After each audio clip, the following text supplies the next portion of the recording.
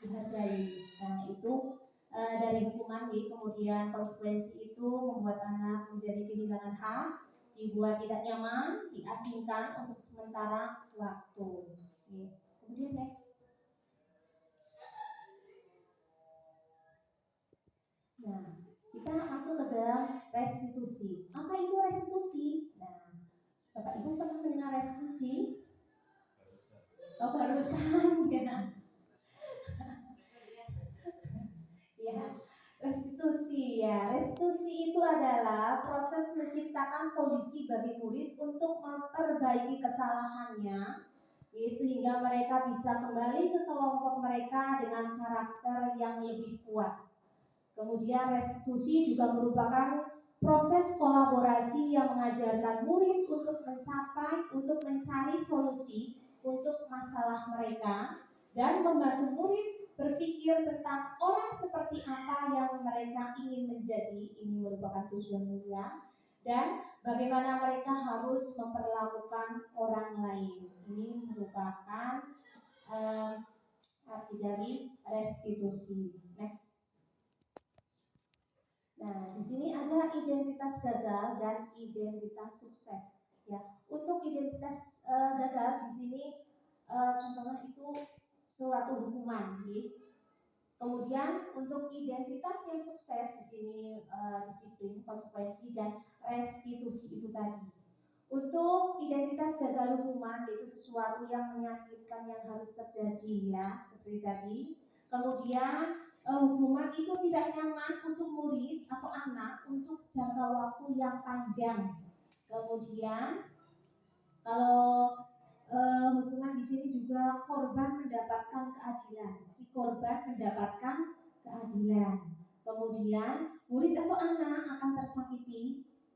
Kemudian perilaku pasif agresif ini meningkat. Kemudian berlaku hanya pada sebuah institusi, tidak berlanjut pada kehidupan nyata. Ini untuk misalkan yang di sekolahnya berarti di sekolah saja, tidak berlanjut ke kehidupan di luar sekolah. Kemudian peraturannya adalah kamu harus titik-titik. Nah, itu untuk hukuman. Kemudian murid atau anak membenci peraturan. Akhirnya murid akan membenci aturan. Nah, itu untuk identitas gagal atau hukuman. Kemudian yang identitas sukses di sini konsekuensi yang sesuatu yang harus terjadi. Kemudian tidak nyaman untuk murid anak untuk jangka waktu yang pendek. Kalau tadi hukuman untuk jangka waktu yang panjang. Kemudian untuk konsekuensi itu dalam jangka waktu yang pendek. Kemudian korban bisa diabaikan.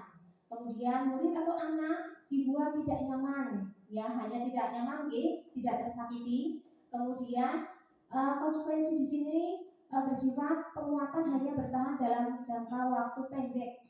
Kemudian memerlukan monitoring dan supervisi terus-menerus dari guru. Ini untuk konsekuensi. Kemudian membantu penerapan mengikuti peraturan dalam masyarakat. Kemudian apa itu peraturannya? Maukah kamu? Nah, ini salah satu contoh untuk kalimat yang dipergunakan oleh guru. Kemudian murid atau anak menghormati peraturan. Ini untuk konsekuensi. Kemudian untuk restitusi bagaimana? Nah, untuk restitusi di sini restitusi merupakan pilihan. Anak itu memilih, ya. Anak dibimbing oleh kita atau diajari oleh kita dalam menghadapi masalah yang mereka hadapi itu disuruh memilih bagaimana. Kamu memilih untuk bagaimana kalau kamu mempunyai masalah ini, ya. Contohnya nanti ada di selanjutnya. Kemudian menguatkan untuk murid atau anak dalam jangka waktu panjang. Ya, untuk restitusi itu berlaku bagi anak itu disiplinnya dia itu dalam jangka waktu yang panjang. Kalau yang konsekuensi itu disiplinnya hanya dalam jangka waktu yang pendek. Tapi kalau restitusi itu dalam jangka waktu panjang. Kemudian si korban mendapatkan ganti. Ya, ganti apa? Ya, ganti yang merasa itu tadi dirugikan. Kemudian murid atau anak mendapatkan penguatan dari gurunya. Kemudian masalah terpecahkan. Kalau untuk restitusi itu masalah akan terpecahkan, ya. Kemudian murid belajar bertanggung jawab untuk perilakunya. Kalau misalkan murid melakukan kesalahan, jadi itu murid akan belajar bagaimana? Belajar bertanggung jawab untuk perilakunya. Kemudian fokus pada pemecahan masalah dalam jangka waktu yang panjang. Restitusi itu nantinya untuk jangka waktu yang panjang. Kemudian, nah kalau untuk restitusi di sini apa yang disampaikan oleh gurunya kepada muridnya itu dengan kata-kata apa yang kamu yakini, seperti itu ya. Kemudian berbeda dengan hukuman. Kalau hukuman kamu harus ini, kamu harus ini, seperti itu ya. Biasanya itu terlihat lebih kasar ya. Kemudian untuk restitusi itu murid atau anak menghormati dirinya dan orang lain. Karena apa? Karena motivasi dari dalam dirinya, ya, dari dalam dirinya, yaitu motivasi intrinsiknya itu masuk ke dalam restitusi. Kalau hukuman itu motivasi ekstrinsik tadi. Okay. Next. Kemudian di sini ada ciri-ciri restitusi. Apa itu ciri-cirinya? Nah, satu, bukan menebus kesalahan, ya, namun untuk belajar dari kesalahan. Kalau tadi hukuman itu untuk menebus kesalahan, tetapi kalau restitusi tidak. Restitusi itu untuk belajar dari kesalahan supaya dia tidak mengulanginya lagi. Seperti itu nih bedanya nih. Kemudian ciri-ciri berikutnya yaitu memperbaiki hubungan. Ya, restitusi itu untuk memperbaiki hubungan. Misalkan hubungannya menjadi lebih baik karena penyampaiannya itu misalkan dari gurunya juga disampaikan dengan cara yang baik, dengan bahasa yang baik pula. Kemudian yang ketiga itu tawaran, bukan paksaan.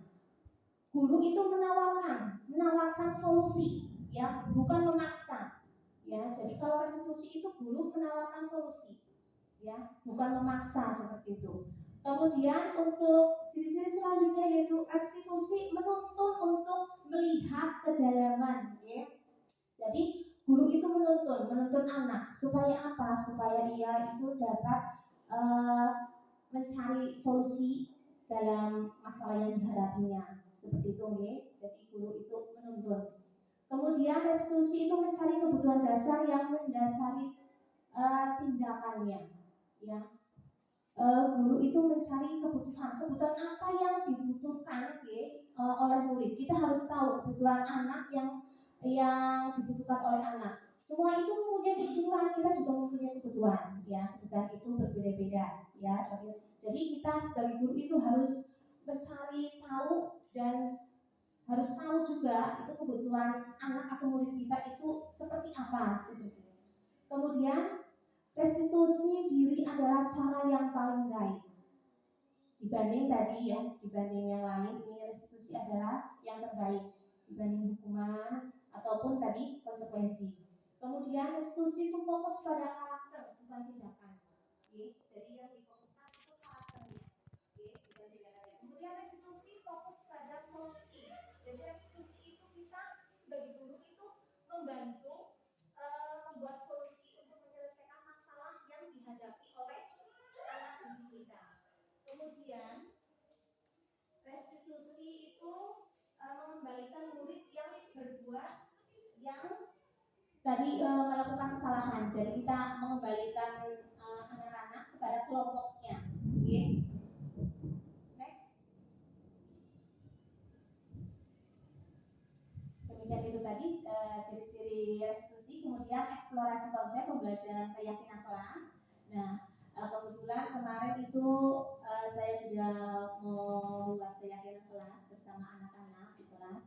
Dan ini mengapa tidak peraturan saja? Mengapa harus keyakinan kelas? Nah, ini pertanyaannya. Nah, mengapa kita memiliki peraturan harus menggunakan helm tadi, ya? Seperti tadi, ya. Mengapa kita harus menggunakan helm? Ya, mengendarai kendaraan roda 2. Tadi sudah dibahas di awal, yaitu yang paling baik itu dari dalam diri sendiri, termasuk motivasi yang intrinsik tadi, ya, karena untuk keselamatan, seperti itu, sebagai rasa tanggung jawab kita, disiplin kita, bukan karena anu nanti itu ada polisi mau malah ditilang, seperti itu, ya. Terus nanti itu rambutnya pada bertebaran, seperti itu, ya. Jadi dalam diri sendiri itu disiplinnya muncul. Kemudian mengapa kita memiliki peraturan 3M, menggunakan masker, mencuci tangan dan menjaga jarak 1,5 meter. Nah, menurut Bapak Ibu itu kalau kita memakai masker seperti kemarin pada waktu pandemi itu tujuannya untuk apa? Tujuannya untuk apa? Biar tidak tertular. Biar tidak tertular. Terus apa lagi? Biar tidak kena razia. Oh, tidak kena razia. Terus apa lagi? Nah, untuk melindungi diri dari virus ya. Jadi itu dari intrinsik kita sendiri ya, dari motivasi kita sendiri ya, bukan dari orang lain supaya tadi itu ya. Misalkan mau kena razia lah, berarti itu masih motivasi ekstrinsik ya. Kemudian mengapa kita memiliki peraturan harus datang tepat waktu pada saat mengikuti pelatihan? Nah, seperti itu. Dan nanti kita akan menyikapinya itu dengan menggunakan motivasi yang mana, intrinsik atau ekstrinsik seperti itu. Lanjut ya.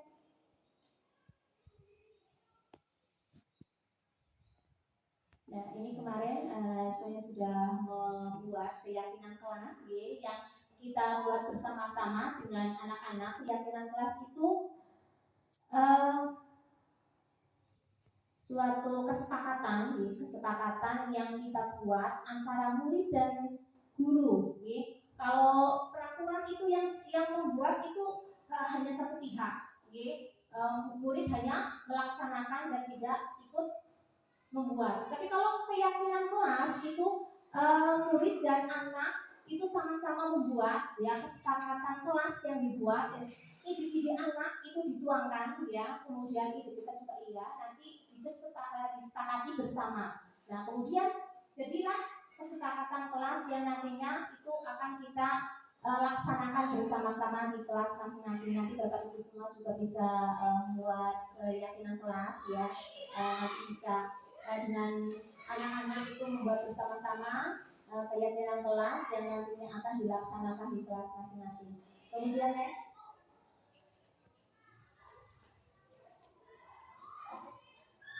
Nah, ini peraturan dan keyakinan kelas. Selalu di sini ada perbedaan tentang peraturan dan keyakinan kelas. Yang pertama, selalu kembalikan buku ke tempatnya. Ini masih termasuk peraturan Kalau ada kalimat yang selalu kembalikan buku ke tempatnya, ini masih termasuk keyakinan, masih termasuk peraturan, belum keyakinan kelas. Kemudian dilarang mengganggu orang lain. Nah, ini masih termasuk apa? Termasuk peraturan. Kemudian hadir di sekolah 15 menit sebelum pembelajaran dimulai, ini juga masih termasuk peraturan. Kemudian dilarang melakukan kekerasan, dilarang menggunakan narkoba bergantian atau menunggu giliran, kemudian gunakan masker, jangan berlari di kelas atau koridor. Kenapa ini masih peraturan? Nah, ini bahasanya masih belum positif nih, masih ada dilarang, masih ada kata-kata dilarang, jangan seperti itu. Tetapi kalau keyakinan kelas itu tidak menggunakan kata dilarang, tidak menggunakan kata jangan seperti itu. Bahasanya itu bahasa positif, kalau untuk keyakinan kelas. Nah, seperti ini. Kalau untuk keyakinan kelas seperti tadi itu, yang pertama itu tanggung jawab. Peraturan selalu dikembalikan untuk tempatnya. Untuk keyakinan kelasnya itu bisa menggunakan kata tanggung jawab. Kemudian untuk dilarang mengganggu orang lain, untuk keyakinan kelasnya itu kita bisa menggunakan kata menghormati orang lain seperti itu, Kemudian hadir di sekolah 15 menit sebelum pembelajaran dimulai, itu untuk keyakinan kelasnya kita bisa menggunakan kalimat menghormati orang lain, berkomitmen seperti itu. Kemudian dilarang melakukan kekerasan untuk peraturannya. Nah, untuk keyakinan kelasnya kita bisa menggunakan kalimat keselamatan, menghormati orang lain seperti itu bisa. Kemudian dilarang menggunakan narkoba. Nah, ini keyakinan kelasnya itu bisa kita simpan ya, kesehatan seperti itu. Itu contohnya, Kemudian bergantian atau menunjuk giliran itu kita bisa menghormati orang lain ataupun bersabar. Itu untuk kata-kata yang digunakan dalam keyakinan kelas. Kemudian menggunakan masker.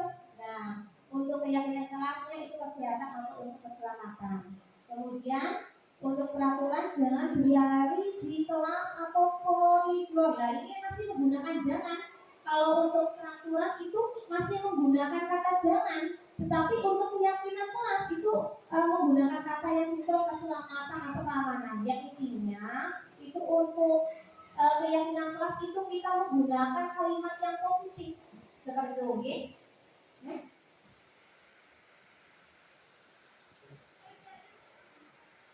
Nah, untuk eksplorasi konsep ini kebutuhan dasar manusia dan dunia berkualitas.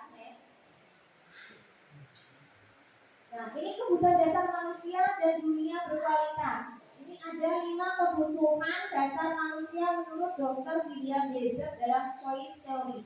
Nah, semua orang itu mempunyai kebutuhan. Ya, semua orang mempunyai kebutuhan. Tidak hanya murid, kita pun mempunyai kebutuhan. Ya, kebutuhan kita itu sangat banyak dan berbeda-beda. Nah, di sini ada 5 kebutuhan dasar manusia menurut Dr. William Blazer. Yang pertama itu kebutuhan bertahan hidup. Yang kedua kasih sayang dan rasa diterima atau kebutuhan untuk diterima. Kemudian yang ketiga penguasaan atau kebutuhan pengakuan atas kemampuan. Kemudian yang berikutnya itu kebebasan atau kebutuhan akan pilihan. Yang kelima itu kesenangan atau kebutuhan untuk merasa senang. Di sini saya akan mencontohkan misalkan Doni. Nah, Doni ini temannya itu usil. Ya, misalkan Doni itu ada temannya yang teman-temannya membawa bekal ya. Nah, Doni dengan tiba-tiba itu mengambil bekal makanan temannya tanpa meminta izin, langsung ada sholat aja kayak gitu ya. Aku sholat aja seperti ini. Nah kemudian, alasannya itu kenapa ya Bapak Ibu? Alasan Doni itu apa ya? Dengan tiba-tiba atau tanpa ini minta izin dulu itu ambil bekal punya temannya. Usil, kesenangan. Ya, alasannya apa? Terbiasa seperti itu. Ada yang terbiasa seperti itu bisa juga ya. Terus ada alasan lain? Banyak ya, alasannya banyak kayak gitu. Misalkan contoh untuk kebutuhan bertahan di dunia ya, misalkan Doni. Iya, karena Doni mungkin ya tidak diberi uang saku oleh orang tuanya ya. Makanya untuk dia itu kebutuhan bertahan hidup ya, jadi dia nggak bisa mudik, mungkin istirahat dia lapar ya, jadi untuk bertahan hidup dia harus nyomot aja punya temannya. Nah itu alasannya bisa juga masuk ke dalam kebutuhan untuk bertahan hidup ya. Terus kemudian bisa juga tadi Doni itu melakukan seperti itu dengan alasan apa? Dengan alasan kasih sayang dan rasa diterima, kebutuhan untuk diterima. Nah misalkan dia itu di rumah mungkin kurang kasih sayang, mungkin kurang kasih sayang, mungkin orang tuanya sibuk ya, karena dia kepengen diperhatikan oleh teman-temannya atau mungkin oleh gurunya, jadi dia ini istilahnya itu saper cari perhatian. Jadi apa semuanya aku beli kancane aku jadi apa ya, jadi perhatian aku, terus nanti guru jadi perhatian ke aku seperti itu ya. Jadi dia ini memenuhi kebutuhannya itu dengan rasa kasih sayangnya. Kemudian penguasaan, ini kebutuhan pengakuan atas kemampuannya. Nah dia ingin menunjukkan powernya, ingin menunjukkan bahwa aku kuasa ya. Aku mau memberikan kanela dengan cara lebih main aku ya, supaya temannya itu takut ke aku seperti itu ya. Jadi dia ini pengakuan, kebutuhan pengakuan atas kemampuannya ya. Kemudian ada juga alasannya yang bisa juga masuk kebebasan lah, sekarang karpet aku lah gitu. Sekarang karpet aku, pokoknya ya aku kepengen ya aku lakukan seperti itu ya. Itu merupakan suatu kebutuhan dasar manusia ya. Kemudian kesenangan ya, alasan Doni melakukan itu bisa merupakan karena dia kesenangan. Nah senang aku lah itu bisa untuk merasa senang. Dia melakukannya itu supaya dia merasa senang seperti itu ya. Nah itu kebutuhan dasar manusia ya. Dan walaupun kita juga mempunyai kebutuhan ya, bukan hanya anak-anak, tapi kita juga sama seperti itu.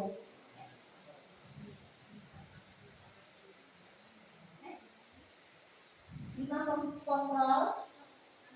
Kemudian ini contoh sebuah kasus. Nah ini ada sebuah kasus di ilustrasi saja nih. Ini Sasa datang ke sekolah terlambat, kelas sudah mulai 40 menit sebelum Sasa datang. Apa yang akan dilakukan oleh seorang guru terhadap kasus ini? Misalkan ada murid yang terlambat, dan apa yang Bapak Ibu lakukan? Ditanyakan dulu masalah. Gimana? Ditanyakan penyebabnya dulu. Tidak ada, ya.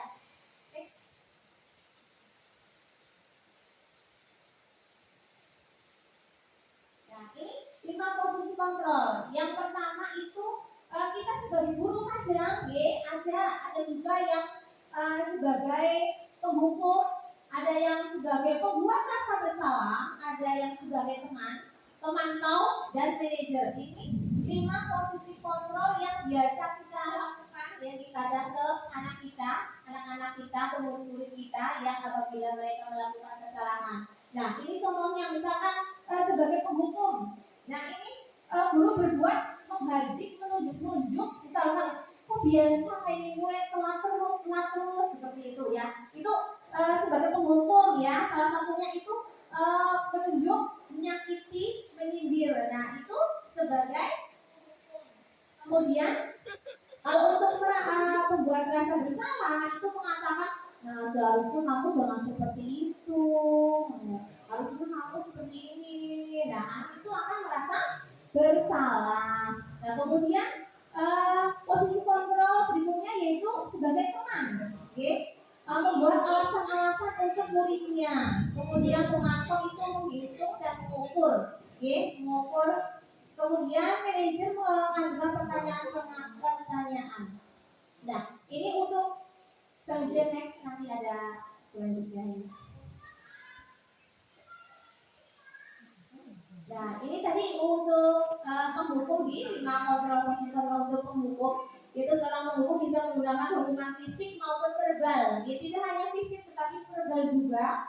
Nah, nada suara ini nada suara tinggi seperti tadi yang sudah saya contohkan. Terus bahasa tubuh akan melotot, kadang akan melotot begini. Kamu sukanya seperti itu, ajebreng gitu.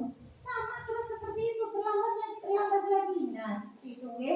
Kemudian jari menunjuk-nunjuk sampai itu. Nah, ini masih termasuk penghukum. Kemudian next. Nah, kemudian membuat orang merasa bersalah itu tadi. Pada posisi ini biasanya guru akan bersuara lebih lembut, tidak seperti tadi yang posisi guru sebagai penghukum, tetapi ini lebih lembut lagi. Lebih lembut, membuat rasa bersalah akan menggunakan keheningan yang membuat orang lain merasa tidak nyaman, bersalah atau rendah diri. Walaupun suara gurunya lembut, ya tetapi itu membuat anak merasa bersalah, dan merasa anak itu rendah diri. Walaupun suara gurunya itu lembut, nah murid akan merasa bersalah yang telah mengecewakan ibu atau bapak gurunya. Murid akan merasa menjadi orang yang gagal dan tidak sanggup membahagiakan orang lain. Justru ini juga untuk psikisnya, psikisnya itu malah lebih dalam. Kemudian next.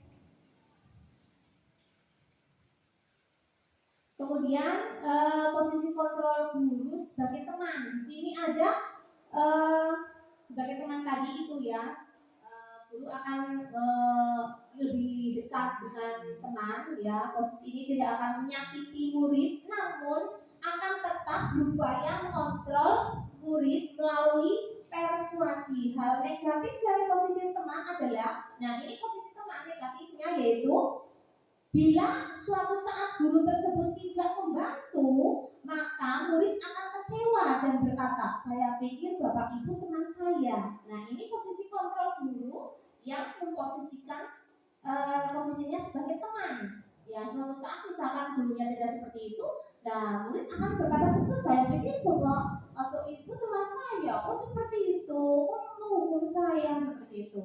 ya, dengan nada suara ramah, akrab dan bercanda, dan bahasa tubuh ini merapat pada murid, mata dan senyum jenaka, ya. Tetapi murid akan merasa senang dan akrab dengan guru, tetapi kalau misalkan yang menghadapi atau menegurnya itu guru lain, bisa saja ini murid tidak mempan. Karena apa? Dia merasa hanya guru yang tadi yang dianggap dia sebagai teman, seperti itu. Ya, next. Kemudian posisi kontrol yang lainnya yaitu sebagai pemantau. Pemantau berarti mengawasi, pada saat kita mengawasi, kita bertanggung jawab atas perilaku orang-orang yang kita awasi. Nada suara datar, nada suara datar dari gurunya kepada siswanya, bahasa tubuh yang formal. Nah, di sini murid memahami konsekuensi yang harus dijalankan karena telah melanggar satu peraturan sekolah, nadanya datar, tidak menunjuk-nunjuk, tidak melotot, seperti itu, Kemudian next.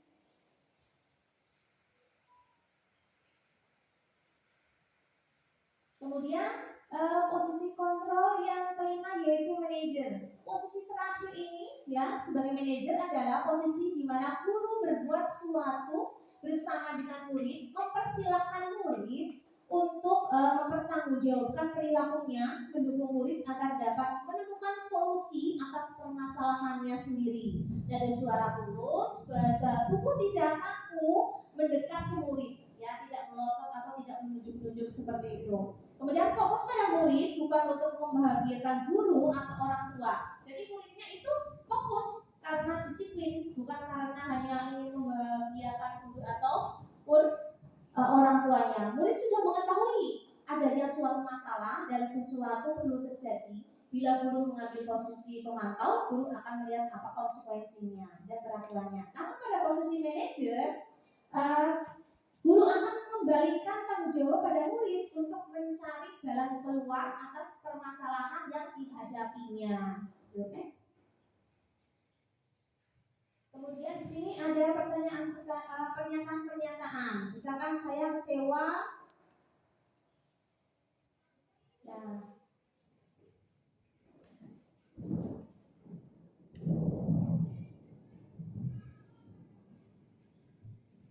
Misalkan saya kecewa sekali dengan kamu. Nah, siapa yang mengatakan membuat orang merasa bersalah? Seperti itu, ya.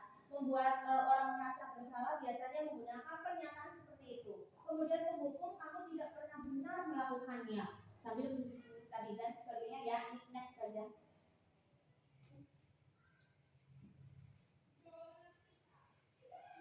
Kemudian tentang segitiga restitusi, next.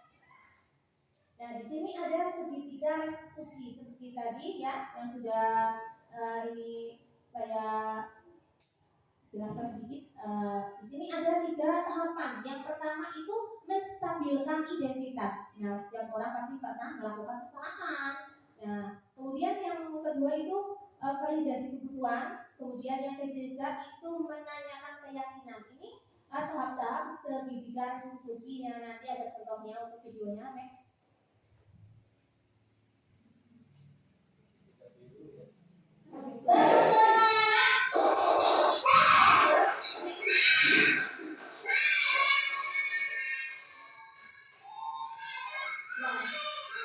Ya, ini salah satu contoh segitiga restitusi, ya. Ini suatu kasus anak yang terlambat.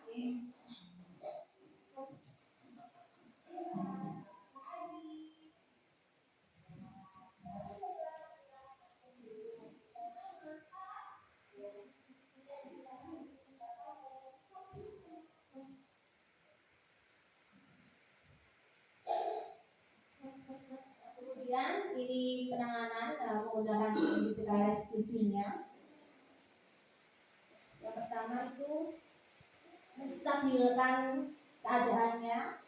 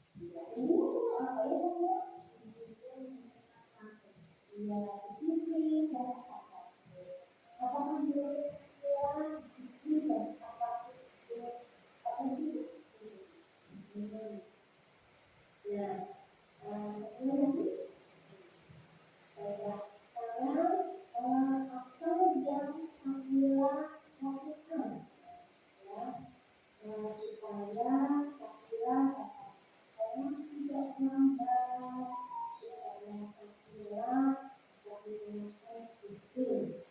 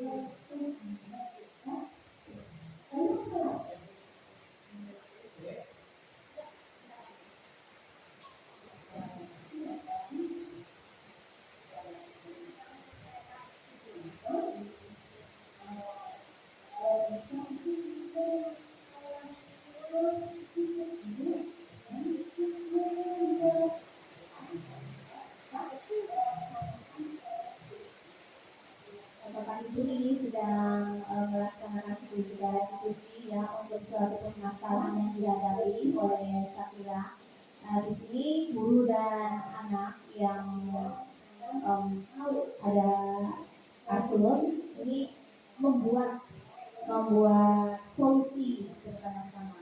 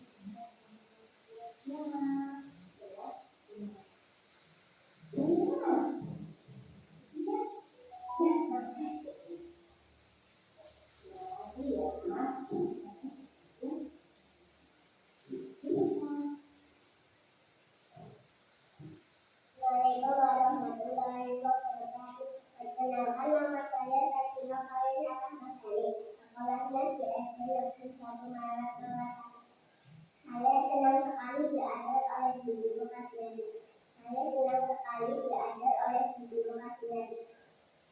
Mengenai pemahaman masalah dan solusinya menggunakan segitiga restitusi. Terima kasih. Wassalamualaikum warahmatullahi wabarakatuh.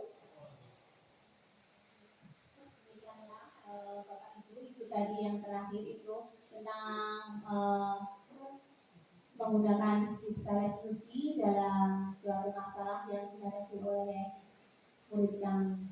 Nah, demikian Bapak Ibu semua, terima kasih atas partisipasinya, kolaborasinya. Alhamdulillah melaksanakan diseminasi budaya positif pada hari ini berjalan dengan lancar. Alhamdulillah tidak ada suatu halang apapun. Hanya itu yang saya sampaikan. Wassalamualaikum warahmatullahi wabarakatuh. Terima kasih.